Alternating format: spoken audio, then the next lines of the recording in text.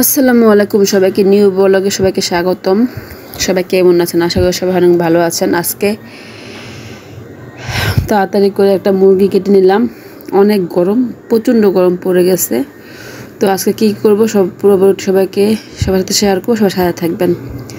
আজকে রান্না করব হলো শুধু মুরগির মাংস রান্না করবো আলু দিয়ে, আর করব হলো শাক।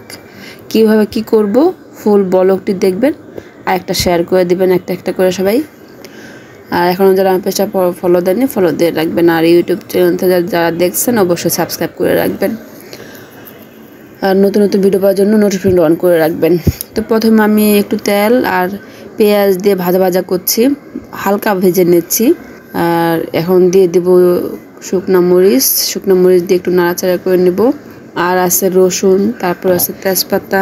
তো এটার এই মানে মশলাটা করতে যা যা লাগবে সব দিয়ে দিচ্ছি, আমি একে একে দিব।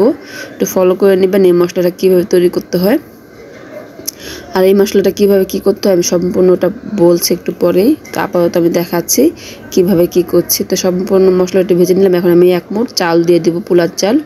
এখানে পোলার চালের বদলে ভাতের চালও দেওয়া যাবে। তো আমি পোলার চালটা দিলাম। পোলার চালটা দিলে কি একটু ফ্লেভারটা ভালো আসে, যার জন্য আমি পোলার চালটা দিয়ে থাকি। আর এখানে ভাতের চাল দিতে পারবেন, কম বেশি দেওয়া যাবে, সমস্যা নেই। দিলে তরকারিটা ঘন হয়, সেজন্য আগে পোলার চালটা দেওয়া, মানে চাল দেওয়া সেজন্য। আর এখন দিয়ে দিলাম একটু ধনিয়া। আর এই আস্ত ধনিয়া আমি ধুয়ে পরিষ্কার করে আর কি নেওয়া এগুলি। আর যেগুলো নিয়েছি সবগুলো আমি পরিষ্কার করে নিয়েছি, একটু মুছে টুছে ধুয়ে, যেগুলো ধোয়া সেগুলো ধুয়ে। আর এটা রাঁধুনি, এই রাঁধুনিটা আমি দিয়ে দিব। দিয়ে সুন্দর করে আমি নাড়াচাড়া করে 1 মিনিট ভেজে তারপর সব নামিয়ে নেব। জিরা দিলাম, এখন এটা দেবো, এটা রাঁধুনি, আগেরটা ছিল জিরা, বলতে ভুলে যাল্লাহ, ভোলা মন। তো আমি রাঁধুনি জিরা সব দিয়ে আমি সুন্দর করে ভেজে নিয়ে নিলাম। এখন ভাতটা আমি বসাই দিব। আর মশলাগুলি এই শাকটা আর কি ঠান্ডা হইতে হইতে আমি ভাত আর এখানে মুরগি আর আমার কালটুর মাছও রান্না করে নিলাম। আর এখন মুরগিটা আমি বসাই দিব, মুরগির মাংসটা বসাই দেবো। শাকটা তো আমি এখন দেবো না, এই মুরগির মাংসটা হতে হতে আমার শাক ঠান্ডা হলে আমি ব্লেন্ডার করে নেব। পাটায় বেটে নেওয়া যাবে, দেখি কী করি। আগে এটা বসাই নিই। তো আমি প্রথমে মুরগির মাংসটা আমি বসায় নিচ্ছি, ভাত তো দিয়ে দিলাম বসাইয়া।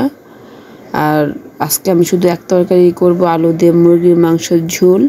আর তেমন কিছু করব না, যা যা আছে গরম করে তারপর সেগুলি খাবো। তরকারি কিন্তু আগের অনেক রয়ে গেছে। দেখেন কালটু কিন্তু ওর মাছের মানে যখন রান্না করছে ওর মাছের ঘ্রাণ পাইছে, সেই জন্য ঘুরঘুর করতেছে। ওর মাছ ছাড়া অন্য কোনো মাছ কিছুই সে খাবে না। তাকে না আরেক বিপদ, তার মাছে তার লাগবে অন্য মাছে। তো আমি একটু হাতটা ধুয়ে নিলাম। এখন মাংসগুলি দিয়ে দেবো। মাংসগুলিতে আমি অলরেডি ধুয়ে অনেকবারই ধুয়ে পরিষ্কার করে নিয়েছি। আর মুরগিগুলো আমি মানে এভাবে 2টা মুরগি আমি এভাবে রাখছিলাম কাটি নাইকা। তো এখন একটু কেটে নিলাম আর কি, একটু সময় লাগছে, এই জন্য আজকে এক তরকারি রান্না করতে আমার খুব কষ্ট হচ্ছে। তো এখান দিয়ে দিলাম হলো দারচিনি গুঁড়া আর হলো সমস্ত মশলা একসাথে ব্লেন্ড করা ছিল, সেখান থেকে 1/2 চামচ দিয়ে দিলাম। আর তো যা যা দেওয়ার, শুকনো মরিচ, একটু লবণ দিতেই ভুলে গেছি আমি, মেন জিনিসটা লবণ দিতে ভুলে গেছি। আর আদা পানিটা ছিল সেটা ধুয়ে দিলাম। আদা রসুনের আর কি ব্লেন্ড করছিলাম, সেই পানিটা ছিল ওইটা ধুয়ে দিয়ে দিলাম আর কি। ভাতটা নাড়াচাড়া করে দিলাম। এই গরমের জন্য আবার ঠান্ডা লেগে গেছে আমার। তো মাংসগুলো সুন্দর করে আমি একটু নাড়াচাড়া করে কষিয়ে নেব। আলুগুলি কেটে রাখছি, এখন ধুয়ে দিয়ে দিলাম। আলুগুলি দিয়ে সুন্দর কষিয়ে ভাতটা মার গেলে তারপর আমি ওখানে একটু গরম পানি করে তারপরে এখানে দিয়ে দিব। তো সেই জন্য একটু অপেক্ষা করতে হবে আর কি আমাকে, সেই জন্য আপনাদের অপেক্ষা করতে হবে। এখানে ব্লেন্ডার মানে মশলাগুলো ঠান্ডা হয়ে গেছে, এখন আমি ব্লেন্ড করে নেব। বাটতে গেলে অনেক প্রচণ্ড গরম লাগতেছে, এখন বাটতে পারবো না, সেই জন্য আর কি আমি একবারে ব্লেন্ডার করে নেব। ব্লেন্ডার করলে কি একদম মিহি হতে চায় না, যেহেতু চাল দিচ্ছি, পেটে নিলে ভালো হয়। তো ভালোই আমার ব্লেন্ডার আমি কয়েকবার করাতে মোটামুটি ভালোই ব্লেন্ডার হয়। এর আগে করে দিছিলাম। আর এর মধ্যে কিন্তু অনেক দিন হয়ে গেছে আমি ব্লেন্ডার করে মানে এই শাকটা ইউজ করি না। শাকটা মানে করতে সময় পাই না, এই জন্য আজকে বেশি বেশি করে রাখলাম। মোটামুটি অনেক দিন চলে যাবে, মানে অনেক দিন বলতে যে কদিন যায় সেই কদিন আর কি। আর এই শাকটা দিলে তরকারিতে অন্য কোনো মশলা না দিলে হয়, মানে যেমন আমরা এলাচ দারচিনি আবি যাবি এইগুলি দিয়ে যে নানান ধরনের মশলা এগুলি না দিলে হয়। এই শাকটা শুধু এইভাবে যদি দিয়ে থাকেন তরকারিতে, তরকারি ঘন হবে, খুব সুন্দর একটা ঘ্রাণ বের হবে, তরকারি কালারে চেঞ্জ হয়ে যায়, তরকারির ঘনত্বটা অনেক বেশি হয়, অনেক ভালো লাগতো। ভাতটা যে মার গেলে নিলাম আর হলো গরম পানি একটু দিয়ে দিলাম। আর এই দেখেন শাকটা খুব সুন্দরভাবে ব্লেন্ড হয়ে গিয়েছে। তো একটা আমি ডিব্বা নিব, ডিব্বা খুঁজে পাচ্ছিলাম না, তো এটা ঘি শেষ হয়ে গেছে, ভাবলাম এই ডিব্বাটাই রেখে দেবো। আর ঘিয়ের ডিব্বাটা ডাকলেই ভালো হয়। এর আগে ঘিয়ের ডিব্বাই ছিল কিন্তু এটা নষ্ট হয়ে গেছে, ফেলে দিয়েছে, এই জন্য আবার নতুন ডিব্বা এটা আবার নিলাম। তো এটা এত সুন্দর ঘন হয়েছিল, ঘনত্বটা খুব ভালো হয়েছে। তো এখানে আমি এখন ঢেকে রেখে দেবো। আর এইটার মধ্যে একটু পানি দিয়ে, কারণ যতটুকু আছে কিন্তু অনেকগুলো আছে, এটা দিলে এত লাগবেও না, তারপর যতটুকু লাগে আমি দিয়ে নিব। তো দেখাচ্ছে আমি কী হয়ে তরকারিটা এখন রান্না আমার যখন হাফ হয়ে যাবে, তো আমি গরম পানিটা এখন দিয়ে দিলাম। ফুল না হালকা একটু গরম পানি করে নিলাম, একদম বলক আনাই নেই। তো এইভাবে তরকারিটা আমি রান্না করে নেব কিছুক্ষণ। যখন মাংসটা আমার আলুটা একদম সিদ্ধ হয়ে যাবে, তো শাকটা আমি কিন্তু তখনই দিয়ে দেবো। একটু ঝোল বেশি রাখবো ইচ্ছা করে, যেহেতু ছুটির দিন সামনে, এই 2-1 দিন ছুটি আছে। তো এই 2 দিন আমার দেখা গেছে রুটি দিয়ে একটু ঝোল টোল করে রাখলে, আলুর ঝোল, তো রুটি দিয়ে খাওয়া যাবে, এই জন্য এইভাবে করা।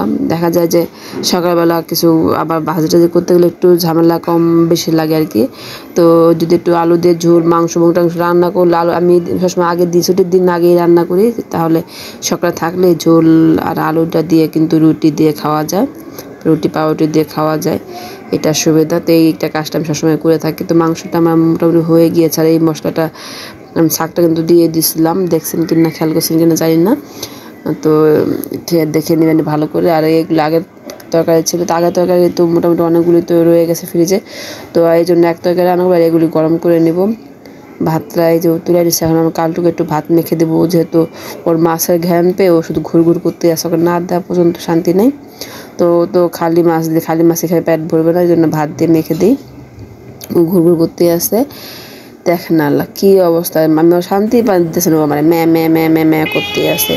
ওকে খাবার দিতেই হবে, এখনই দিতে হবে, ও মানে দাঁড়াই থাকবে এখন না দেওয়া পর্যন্ত।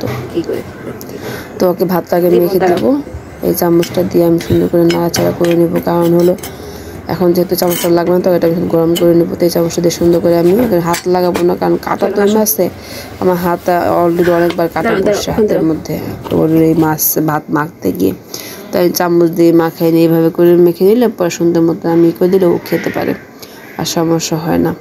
তো আমি এগুলি করে দিয়ে ওর মাছটা দেখেন মানে ও পাগল হয়ে যাচ্ছে খাওয়ার জন্য। তো আমি ওর খাবারটা দিয়ে, তো আমি তরকারিটা টেবিলে রাখলাম, ঢেকে রাখবো। তারপর হলো এই যে কালটু দেখছেন খাচ্ছে, তো এই তরকারিটা একটু গরম করে নিয়ে আসলাম। তো কাজটা শেষ করে খেতে বসলাম। তো আজকের ব্লগটি কে কোথায় থেকে দেখছেন একটু কমেন্টস করে জানাবেন, কেমন লাগে আমার ব্লগটার, কী ধরনের ব্লগ, কী ধরনের ভিডিও আপনারা দেখতে চান একটু সবাই কমেন্টস করে জানাবেন। আর বেশি বড় হয় কিনা ছোট হয় কিনা, কেমন হয় ব্লগগুলো, মানে বড় ভিডিও দিলে ভালো না ছোট ভিডিও দিলে ভালো হয়, সবাই একটু কমেন্টস করে জানাবেন। আর আজকের তরকারিটা কিন্তু অনেক মজা হয়েছে, আলহামদুলিল্লাহ খুবই মজা, তরকারি দিয়ে ভাত খাইলাম। তো আগের করলা ভাজা ছিল, ওইটা দিয়ে ভাত খেয়ে নিলাম। তো একটু সবাই একটু একটু করেই খাই, অল্প ভাত নিয়ে আমার তরকারি একটু বেশিই লাগে সবসময়, আমি অল্প ভাত দিয়ে তরকারি বেশি করে খাই, এটাই, মানে আর কিছু না। তো কেমন লাগছে জানাবেন সবাই। তো আজকে এ পর্যন্তই, সবাই ভালো থাকবেন, আমার জন্য দোয়া করবেন। আর নতুন নতুন ব্লগ ভিডিও পাওয়ার জন্য অবশ্যই নোটিফিকেশন অন করে রাখবেন। তো আজকে এ পর্যন্তই। আর একটা কথা বলবো, কেউ বাজে কোনো কমেন্টস করবেন না। তো আমার পেজটা এখনও যারা ফলো করেনি ফলো করে রাখবেন, নতুন নতুন ভিডিও পাওয়ার জন্য নোটিফিকেশন অন করে রাখবেন। তো আজকের মতোই সব ভালো থাকবেন, আসসালামু আলাইকুম। নতুন কোনো ব্লগ আবার দেখা হবে ইনশাল্লাহ আপনাদের সঙ্গে। আজকে এ পর্যন্ত, আল্লাহ হাফেজ।